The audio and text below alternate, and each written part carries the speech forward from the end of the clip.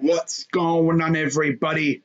Crazy Dog back with another video, and this will be my Browns Steelers Week 17 preview as my 10-5 Cleveland Browns return to the dog pound to finish off the 2020 NFL regular season as they host the 12-3 AFC North champions Pittsburgh Steelers as we look to clinch a playoff spot for the first time since 2002. Now, unlike last week when we had an opportunity to clinch, this week it's simple.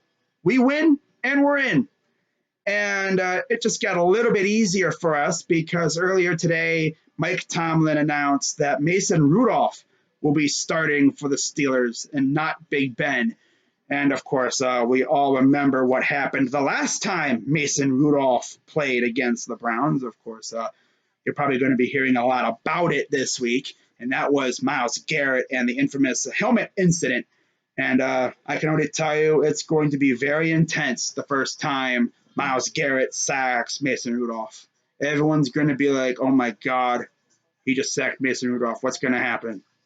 I don't think anything's going to happen. I think Myles is just going to sack Mason Rudolph, get up and go back to the defensive huddle. You know, whatever. Next play. But, yeah, this is, without a doubt, the biggest game, not only of the year for the Browns, but honestly, in the expansion Browns existence, next to the wild card game back in 2002, because, we lose this game, season's over. It's that simple. I mean, we lose, we're probably not making the playoffs. I mean, do we even deserve to make the playoffs if we lose this game? Because losing this game means we would have lost 2 straight games for the first time all year. And, of course, they would come against Sam Darnold and one of the worst teams in the NFL and Mason freaking Rudolph. If we lose to Darnold and Mason Rudolph, we don't deserve to make the playoffs. It's that simple. This team has looked so good all year, and then we fall apart at the end of the year. Now, people can say, like last week, we weren't completely healthy, and hopefully we'll be getting a lot of our guys back.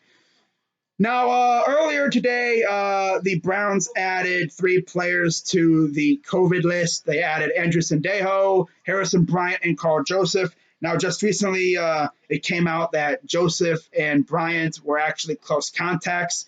So they actually have a chance to play this week, whereas Sendejo is actually on the list. He tested positive, so he will not be playing.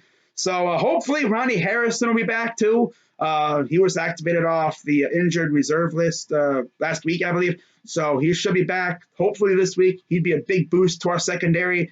And hopefully we get Jedrick Wills and Wyatt Teller back as well. And then, of course, hopefully we can get our 4 receivers back out there because last week it was ugly. Receivers just weren't getting separation, and Baker just wasn't able to get on the ball. He had to hold on to the ball a long time, waiting for his receivers to get separation, and that's why he went to his tight ends so much. I'm surprised he didn't try to get the ball to Chubb and Hunt via the screen game. They didn't really do that until later in the game. I wish they would have done that earlier. It probably would have been effective, and that could have opened up the receivers. But, it's whatever. I mean, it happens, just bad luck on our part. Got to look past it and move on to the Steelers because, they're still a really good team. It'll be interesting to see who they rest this week. Of course, Big Ben. Mike Tomlin said that they may be resting a couple other players, so we'll have to wait and see who they rest. My guess is Minka and Watt are probably going to play, but who knows? If they do play, it'll probably be sparingly. They don't want to hurt their 2 best players because that's all they'd need. Play your 2 best players on defense in a semi-meaningless game, only for them to get hurt. That would suck, but we'll see what happens. Simple as that. I mean, for us, this is essentially a playoff game. And hopefully we come out and we go balls to the wall and we pull out all the stops, we get super aggressive, and hopefully we just revert back to what we were doing when we were whooping on the freaking Titans, and all these other good teams that we've beaten.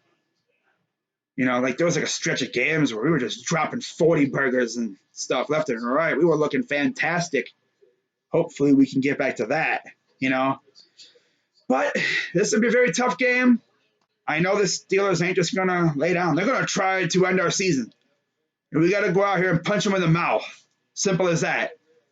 But getting to the 3 keys to victory for this game. Key number 1, it's simple. Get the running game going early. Get Chubb and Hunt going. And if they can get going, that will open up the passing game. And if we get our 4 receivers back, things will be much easier for Baker Mayfield. Not to mention, he's like just over 100 yards away from, I think, tying or passing freaking Andrew Luck and I think Peyton Manning for the only quarterbacks, or joining them as the only quarterbacks to go for 3,500 passing yards and 20 some touchdowns in their first 3 years, something like that. I have to look it up, but yeah, it's crazy, bro. Baker's just been insane so far in his career. It's crazy, But I just want to see us go out here and take care of business. It's that simple. Nothing else. Just go out there, get a dub, go on to the playoffs, and we'll see who we play afterwards. But yeah, key number 1, get the running game going. Like I said, get Chubb and Hunt going. That'll open up the passing game, and things will get better for him. Because also that opens up the play action game. And that's another thing. We didn't really see Baker roll out a lot. I was actually surprised. Not a lot of play action, not a lot of rollouts. That's where Baker excels, with the rollouts and the play actions and stuff. But, when your running game really isn't effective, the play action probably ain't going to help much. The play action only excels when the running game's going. And we couldn't get a running game going, which is kind of crazy, but that just shows how important Teller and Wills are to our running attack. Our offensive line as a whole was just not good. Guys were getting the Baker all game, and of course he caught fumbleitis too. So, it's kind of on Baker and the offensive line there. Got to protect your quarterback, and if you're the quarterback, you got to take care of the ball. It's that simple. Key number 2, this is a huge one for our defense. Get after Mason Rudolph. Force him to make mistakes. Last time we played him, 4 turnovers. Yeah, we really made him pay for that, right? Yeah. We beat him up a little bit, got to him, forced a couple interceptions, and we scored off those as well. Like I said, earlier, we got to revert to what we were doing earlier in the year when we were forcing turnovers and scoring off of those turnovers. That's half the reason why we were scoring so many points, forcing a lot of turnovers and scoring off of those turnovers. Got to keep doing that, And it's also been proven that when our defense does not force turnovers, we don't win. It's another fact right there. But yeah, we got to get to Mason Rudolph. Maybe we can see Miles do a couple of strip sacks. Of course, he's like 2 sacks away from tying Reggie Camp for the Browns' single-season sack record. So he would need 3 to pass it. I think it's possible, but we'll see. Now, key number 3. This is, as always, it's going to be one that you've heard all year. Be smart. No dumb penalties. And, of course, don't turn the ball over. It's that simple there. That's all I need to say. Player to watch, you already know, Myles Garrett. Enough said. I need him to go out there and absolutely feast this week. I need him to be living in the backfield and terrorizing Mason Rudolph. That's all I got to say about that. Now, as for my final score, I think it'll be somewhere around last year's score. I think it'll be like, I'm going to say we actually score one more touchdown. I think it'll be a 28-10 Browns win. All right? So we'll see what happens. And hopefully I'll be coming back on here after Sunday's game talking about a Browns victory and a playoff berth.